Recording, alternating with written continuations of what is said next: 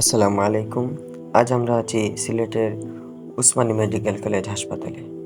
হাসপাতালটি 1937 সালে সিলেট শহরে একটি ইনস্টিটিউশনাল হাসপাতাল চালু হয়, যা পরবর্তী বছরগুলিতে ব্রিটিশ ও মিত্রবাহিনী এলাইড ট্রুপস এর জন্য আপগ্রেড করা হয়। 1948 সালে এই হাসপাতালকে সিলেট মেডিকেল স্কুল হিসাবে প্রতিষ্ঠা করা হয়।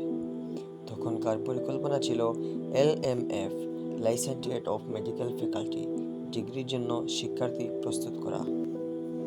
1962 সালে সিলেট মেডিকেল স্কুলকে এমবিবিএস ভিত্তিক সিলেট মেডিকেল কলেজ এ উন্নতি করা হয়, যার প্রথম ব্যাচে 27 জন শিক্ষার্থী ভর্তি হন। এই হাসপাতালটি সিলেট বিভাগের সবচেয়ে বড় সরকারি টারশিয়ারি কেয়ার হাসপাতাল। এখানকার বেড সংখ্যা প্রায় 1000-এরও অধিক, যা দেশের অন্যতম বৃহৎ হাসপাতাল।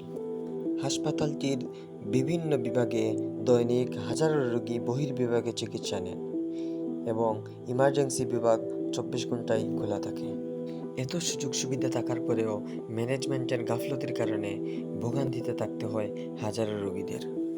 উক্ত মেডিকেলে আসা রোগীদের কী কী ধরনের ভোগান্তিতে পড়েন সেই সম্পর্কে ইনশাল্লাহ নেক্সট ভিডিওতে জানাবো। ভিডিওটি ভালো লাগে থাকলে লাইক, কমেন্ট অ্যান্ড শেয়ার করবেন। ধন্যবাদ।